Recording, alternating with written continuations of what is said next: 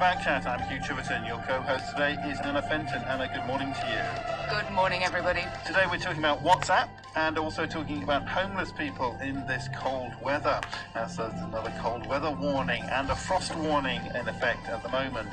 Well, the Hong Kong Privacy Commissioner has urged messaging service WhatsApp to put off a controversial new policy that would require users to share a host of data with its parent company, Facebook, and clearly explain how this information would be used. According to Ada Chung, the Commissioner, substantial amounts of personal data will be shared with Facebook, including phone numbers, user locations, contacts and payments and transactions made via WhatsApp. And a cybersecurity expert says people should avoid sending sensitive personal data like photos or passports and ID card information via WhatsApp to reduce the risk of their details being leaked. What do you make of this? Should the 2 billion users of WhatsApp be worried now? Should they change? How do you balance convenience and privacy? Is this considered a step too far? Let us know. You can email us, backchat@rthk.hk. You can go to our Facebook page, backchat on RTHK Radio 3, or you can call us, and our telephone number is 233-88266, 233-88266. And after 9:15, as I say, we're going to be talking to representatives from 2 NGOs to talk about how they're dealing with homeless people and how the homeless people in Hong Kong are faring in this cold weather. Joining us now, we have Alex Hong, who's chairman of the Hong Kong New Emerging Technology Education Association, and Michael Gaisley, managing director at Network Box Corporation Limited. Just before we get to that topic, a couple of emails on unrelated issues. First of all, Anthony S. says briefly, "Dear Joey Biden, you'll have a lot of homework to do after the 20th of January. Be a hard-working man and don't fall asleep. The White House will be yours. Have fun." And Leslie Ann says, and this starts off with an assertion which I can't confirm. We don't know if this is true or not. But Leslie Ann says, "Dear Backchat, I was reliably informed today that several batches of vaccines have already arrived in Hong Kong, along with the freezer capacity to store the Pfizer vaccine. If this is the case, why is the government not rolling out a vaccine program as fast as possible while everything is quiet and nothing going on? Why are they supposedly waiting until Lunar New Year? The faster we vaccinate the population, the faster we eliminate this disease and get our freedom back. Secondly, where can the general public find out information on how many people returning to Hong Kong test negative at the airport and then go on to test positive later on in quarantine? Also, how many turn positive in the first, second and third week? I assume the numbers will be negligible, especially in the second and third weeks, which begs the question as to why we need this ridiculously long and inhumane quarantine period. Once again, can you please pass along how ridiculous it is to close all the outdoor sporting activities there by herding everyone into crowded shopping malls and homes? If it is the changing rooms that are causing concern, then close them and people can arrive and leave in their sports clothes. The toilets need to stay open as they are across the whole of Hong Kong." That's from Leslie Ann. Thank you very much indeed for that. Backchat at rthk.hk. Alex Hong, good morning to you. Good morning. Thanks very much indeed for joining us. It seems WhatsApp have got themselves in quite a mess here, haven't they? What do you make of it? First of all, what are the changes? How much is actually going to be new under this proposal? In fact, up to my knowledge, WhatsApp actually they WhatsApp gather time information. Okay, even before this agreement. In fact, much of our information, such as our IP address, the time and where and who I have sent the email to. Okay, such information they gather. I think since 2016.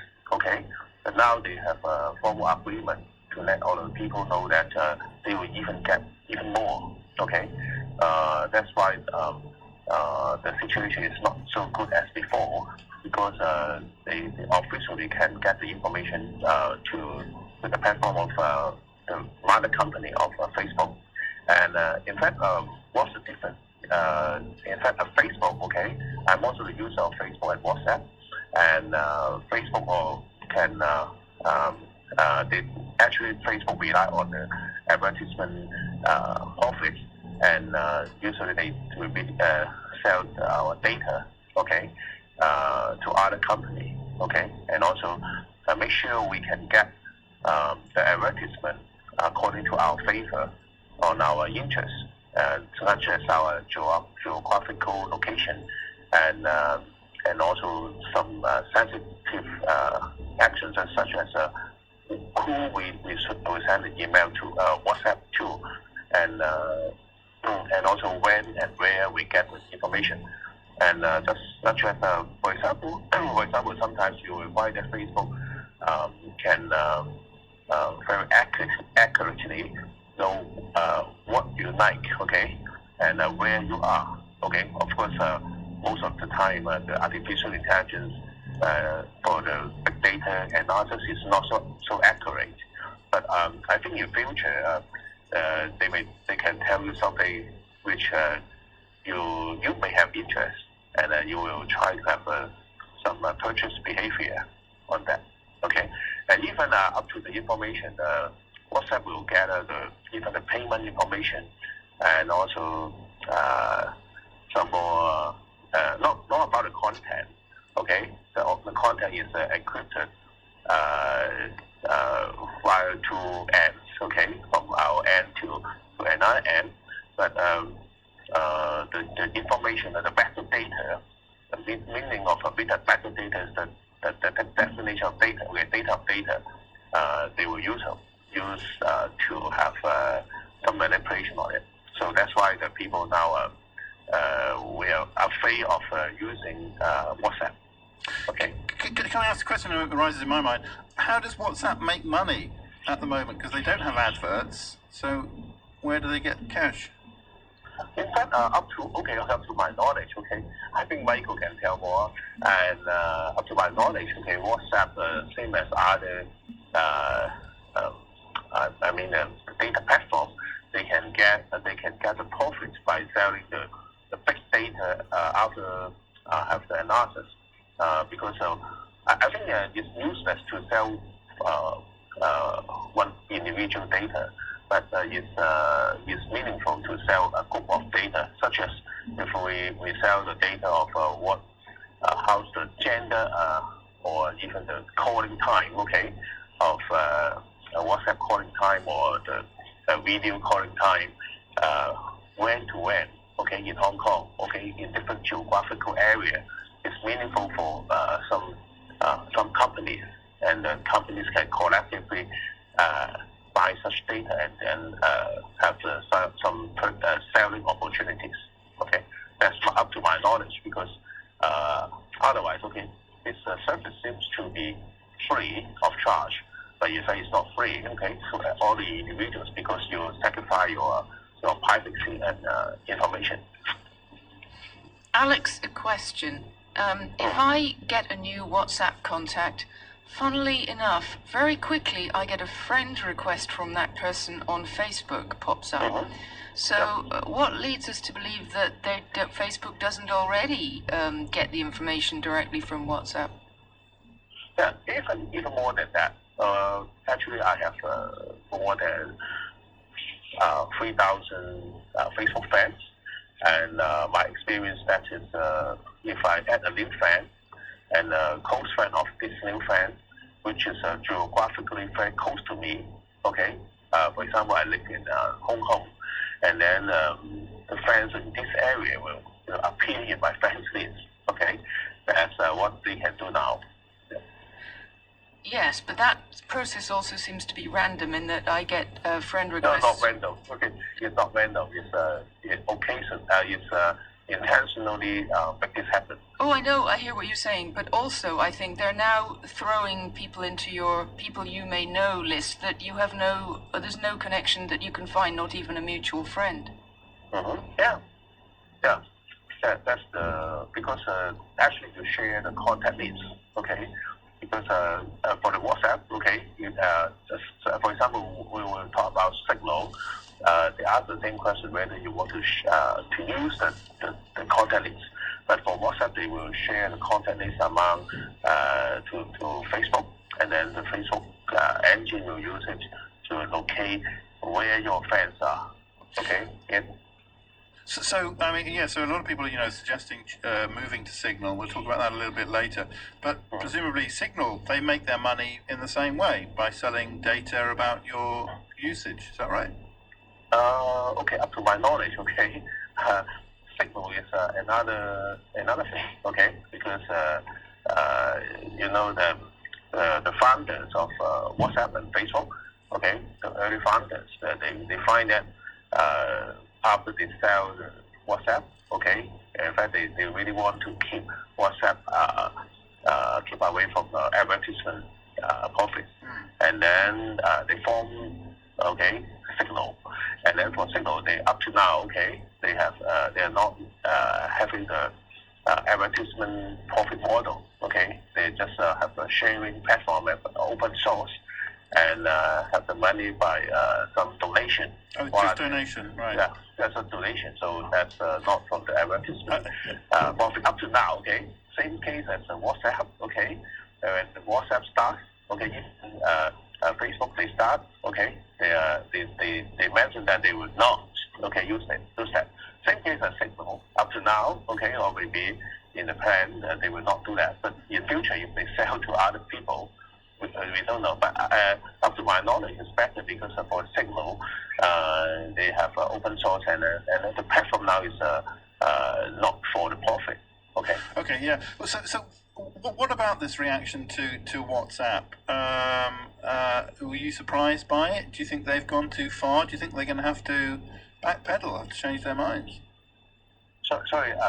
What do you make of the reaction, this worldwide reaction to WhatsApp? Do you think it'll just pass, or do you think that WhatsApp will have to change their minds in some way?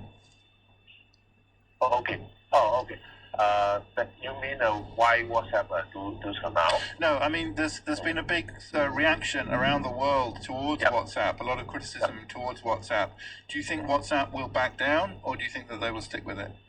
I think okay, because I think it's if I WhatsApp, okay, it's not necessary to bring it down, because actually the critical mass, okay, the critical mass of WhatsApp, now 2 billion active users, and in fact in the world, different part of world, some countries, okay, the citizens in some countries, they really rely on that, and they have really no other alternative, and they need to use it, because for the communication protocol, I mean the communication apps, okay, the most important thing is the critical mass. If the number of people, okay, your friends or your group of friends is in that network, and the network effect is very, very high, it's not easy for you to change to another network, okay. In fact, in some countries, they have no alternatives, because they maybe 90% of people is relying on one network. It's not easy to change. For example, okay, some of my friends, okay, business friends, okay, they try to change to Signal from WhatsApp in the last 2 days, and what we experienced that, okay, I successfully can use Signal, but some friends, they even don't know how to use it, and it's not easy for us to identify the friends and then form the groups there. And there's another nightmare, because we will have different platforms, okay. We now have WhatsApp, WeChat, Line, and Telegram, and also Facebook Messengers. Sometimes I need to check which message from which group, and then I may miss some of that. So it's not easy if you have more than one message platform. So that's why most of the people, if they rely on WhatsApp to do some casual thing, I mean, it's not such as you send something to your friend, or for sharing, for the fun, happiness, or something you want to share. I think they will still rely on WhatsApp. They have not much reasons to change it. But from my point of view, okay, in my observation, even in Hong Kong, some medical doctors, some legal experts, okay, they use WhatsApp to send the documents, sensitive data, without any encryption, and then send from one person to another person. Because WhatsApp now they can check who you sent, okay, the message. That's very important because in Signal, they will not let the system, even Signal doesn't know who you have sent the message to, okay? But WhatsApp, when you send a message, even they don't know the detail and content, but they know you send, for example, a medical doctor, you send a medical report to a patient, okay? In fact, that information has been sent. And then you have some words, some keywords, or some maybe it's a CT scan, something like that. And that's the interest of many insurance companies. Okay, so that's the problem here. Okay, Michael Gaisley, good morning to you. Good morning. From Network Box Corporation Limited. Yeah. What do you make of this? I mean, in Hong Kong, it's come up to the Privacy Commissioner. She has urged WhatsApp to postpone this new policy. Do you think that's a reasonable concern? And do you think that this is going to get any traction worldwide? Well, I think that there is sort of enormous confusion.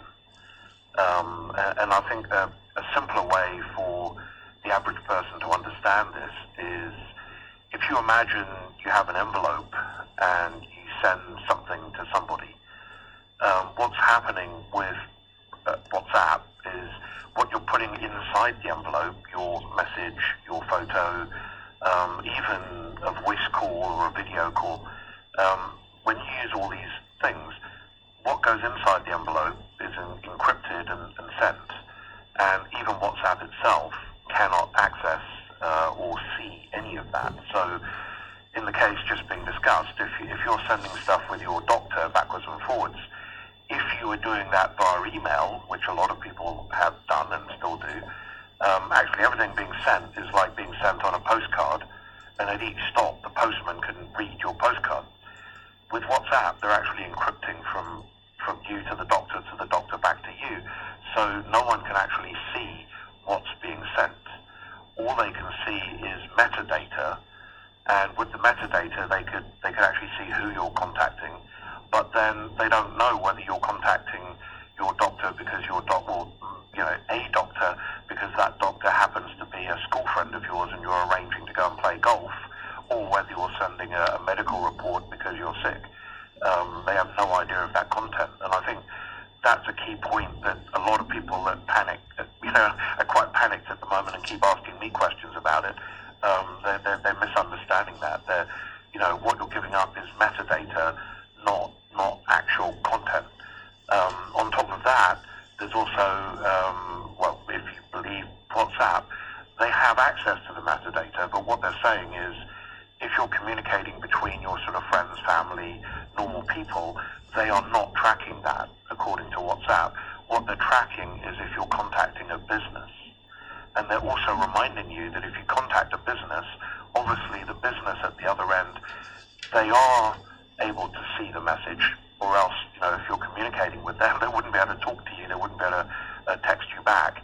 And if you're communicating with a business and those texts and photos and so on are there, in that case, the business has access and can see what you're doing. But then it seems quite reasonable because you're actually communicating with that business.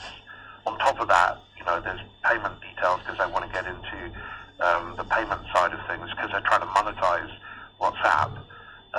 But at the moment, I don't think there should be the big fear that there apparently is, because as I say, I think there is a misunderstanding about what they're trying to do. Okay, well, these guys aren't good Samaritans, so what is their business plan? Well, they obviously are trying to monetize us, because, famously it's said that if you're not paying for the product, you are the product, and then all of us have to decide, okay, if we're going to use these free messaging services, are we willing to give up some privacy? And of course, in the metadata, i.e. who you're communicating with and what time you communicated, how frequently, these things can be monetized in terms of big data because advertisers want to know this. I mean, even things like what model of phone you have. If you've got a $16,000 phone and WhatsApp is communicating that with Facebook, they can sell that to advertisers, because obviously someone using a $16,000 phone has perhaps got more disposable income than someone that's using a phone from 10 years ago.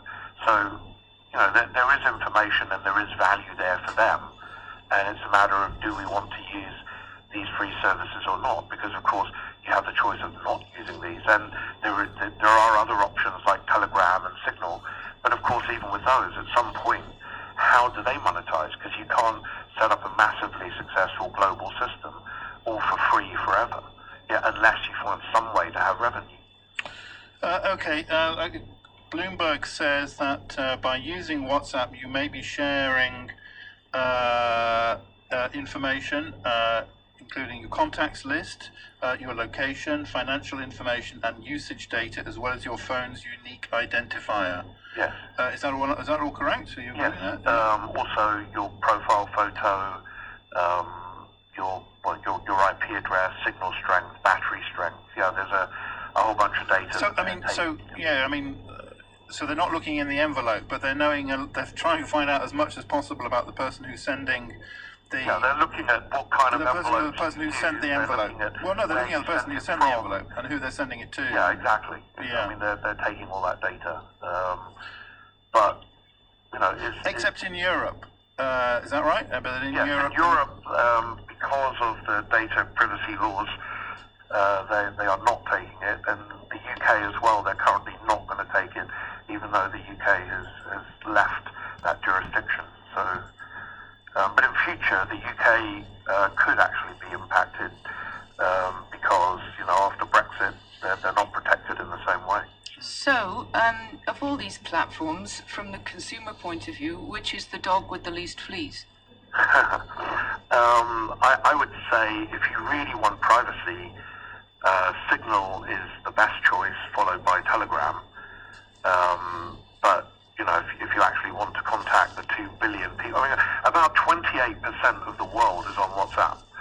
So if you meet somebody and you want to communicate with them, chances are they're going to be on WhatsApp. Once you know that person, if you want much more privacy, you can have Signal as well. There's nothing stopping you having WhatsApp, Telegram, and Signal. They're all free services.